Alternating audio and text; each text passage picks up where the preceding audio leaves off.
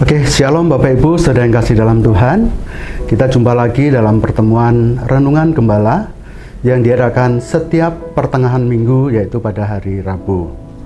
Bapak Ibu, saudara yang kasih dalam Tuhan, pada kesempatan malam hari ini kita akan belajar satu hal tentang firman Tuhan yang akan terambil dalam kitab Kolose pasal 3 ayat 12 mengenai orang-orang pilihan Allah. Nah, kita sebagai orang-orang pilihan Allah, apa yang Tuhan kehendaki dalam hidup kita? Karena itu mari kita baca dasar firman Tuhannya adalah kita buka dalam Kolose pasal 3 ayat 12. Firman-Nya berkata demikian. Saya akan bacakan bagi Bapak Ibu sekalian. Karena itu sebagai orang-orang pilihan Allah yang dikuduskan dan dikasihinya, kenakanlah belas kasihan, kemurahan, kerendahan hati, kelemah lembutan, dan kesabaran. Bapak Ibu saudara yang kasih dalam Tuhan, kita sekalian adalah orang-orang yang dipilih oleh Tuhan. Sejak dari mulanya Tuhan sudah menetapkan kita sebagai orang-orang pilihannya. Nah, bahkan di dalam Efesus 1 ayat 4 dikatakan bahwa sebelum dunia dijadikan, Allah itu sudah memilih kita, menetapkan kita menjadi umat pilihannya. Umat yang ditebus, diampuni dari segala dosa dan pelanggaran kita. Umat yang dikuduskan, bahkan kita juga dikasihi oleh Tuhan. Nah, karena itu saudara, ketika kita menyadari bahwa kita sebagai umat pilihan Tuhan, sebagai umat yang dikasihi, maka apa sih sebenarnya yang Tuhan kehendaki dalam kehidupan kita ketika Tuhan memanggil kita sebagai umat pilihannya? Nah, karena itu sesuai dengan apa yang kita baca dari firman-Nya, yaitu ada hal-hal yang perlu kita perhatikan di sini, yaitu di ayat 12 di bagian akhir. Saya akan bacakan lagi. Karena itu apa yang harus kita lakukan sebagai orang pilihan Allah? Nasihatnya berbunyi demikian. Kenakanlah belas kasihan, kemurahan, kerendahan hati, kelemah lembutan. Jadi ada 5 hal penting yang harus kita lakukan sebagai orang-orang pilihan Tuhan. Nah, pertama nasihatnya kepada kita adalah supaya kita ini mengenakan belas kasihan. Saudara, belas kasihan itu merupakan hal yang penting yang Tuhan kehendaki dalam kehidupan kita sebagai umat yang dipilihnya.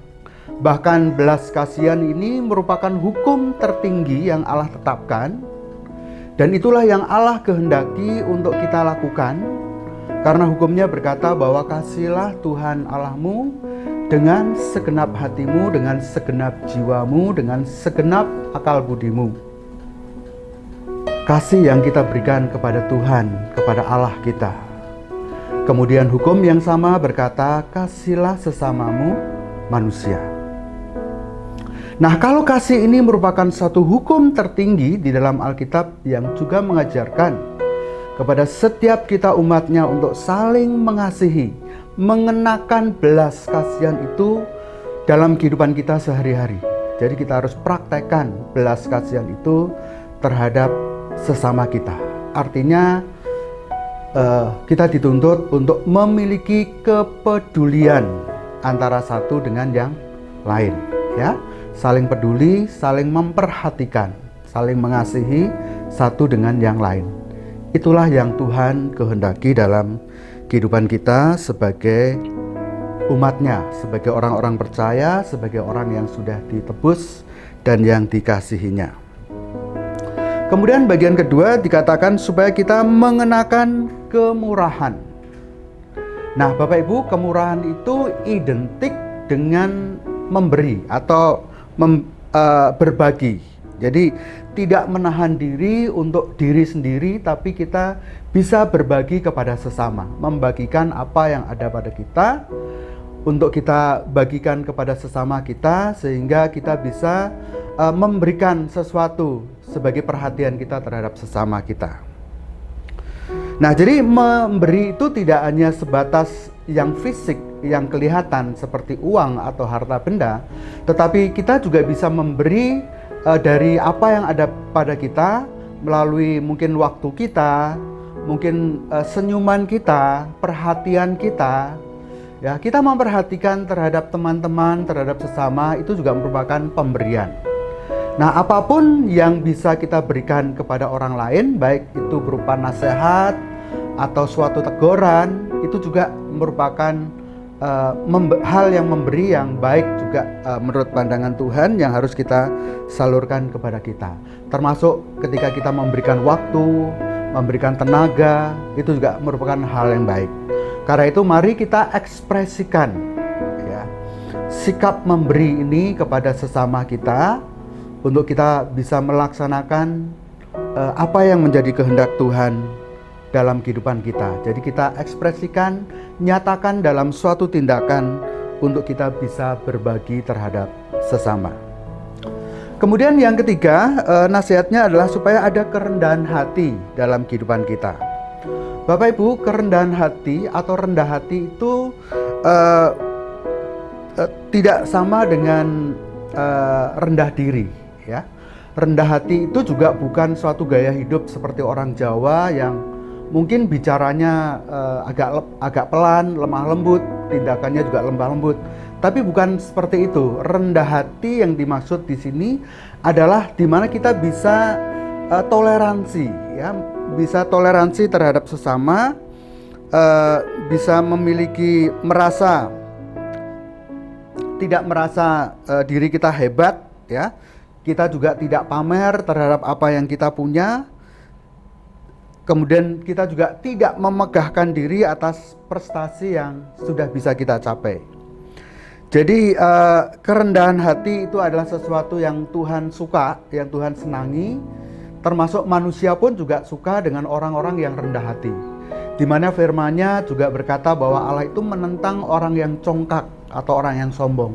Tetapi Tuhan itu menaruh perhatian, ya, kepada orang-orang yang rendah hati. Nah, rendah hati itu orang yang sangat disenangi atau dikasihi oleh Tuhan. Nah, selanjutnya Bapak Ibu, nasihat yang keempat sesuai dengan firman Tuhan yang kita baca tadi adalah mengenakan kelemah lembutan, ya. Jadi seperti tadi, lemah lembut itu juga bukan seperti gaya hidup orang Jawa yang cenderung bicaranya pelan, tindakannya halus, tapi lemah lembut ini juga punya suatu pengertian terhadap sesama, mengerti keadaan orang lain, bisa toleransi dan memahami keterbatasan orang lain. Jadi tidak berlaku kasar. Kalau kita sebagai seorang atasan, kita juga tidak sembrono atau tidak bersikap kasar terhadap orang-orang yang ada di bawah kita, ya. Kita bisa mengontrol emosi, bisa menjaga kesopanan, bicara dengan etika yang baik. Itu merupakan satu sikap di mana kita bisa lemah lembut, ya, bisa bersikap halus dan tidak berlaku kasar terhadap orang lain. Nah, kemudian Bapak Ibu, sebagai pesan terakhir dari pembacaan firman Tuhan ini adalah supaya kita ini mengenakan kesabaran. Kesabaran adalah suatu sikap di mana kita bisa menerima satu keadaan. Terlepas apakah itu keadaan yang baik atau mungkin juga keadaan yang kurang baik. Tapi kita bisa terima itu tanpa harus protes, tanpa ada keberatan dari hati kita. Bisa menerima segala sesuatu yang terjadi tanpa harus protes. Sabar ketika engkau mungkin diperlakukan tidak adil. Sabar ketika engkau mungkin dicaci maki. Sabar ketika engkau mungkin difitnah. Tetapi kalau engkau masih bisa tersenyum, itu artinya engkau sabar, ya. Sabar itu bisa menerima segala keadaan yang engkau hadapi tanpa engkau harus protes, tanpa engkau harus menyatakan satu keberatan. Itu namanya sabar.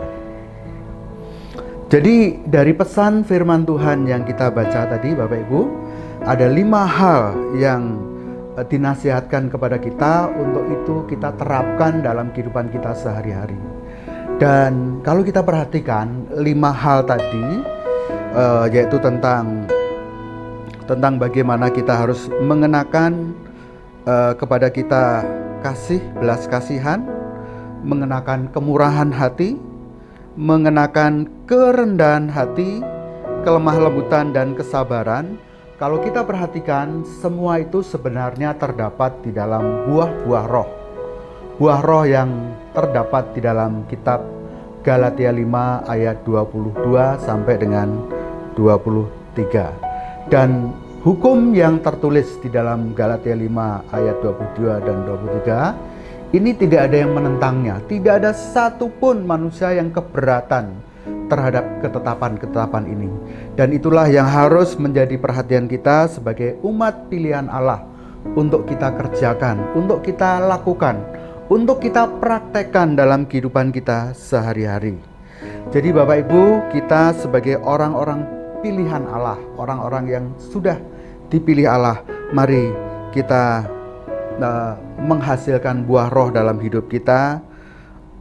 Dan itu artinya kita memiliki satu kesaksian yang baik, yang bisa dinikmati oleh orang lain, yang olehnya nama Tuhan kita dipermuliakan melalui kesaksian hidup kita. Baiklah Bapak Ibu, biarlah pada kesempatan petang ini kita boleh belajar akan nasihat-nasihat firman Tuhan buat kita, untuk kita bisa mempraktekkan apa yang Tuhan nasihatkan dalam kehidupan kita. Puji nama Tuhan, Tuhan Yesus memberkati. Amin.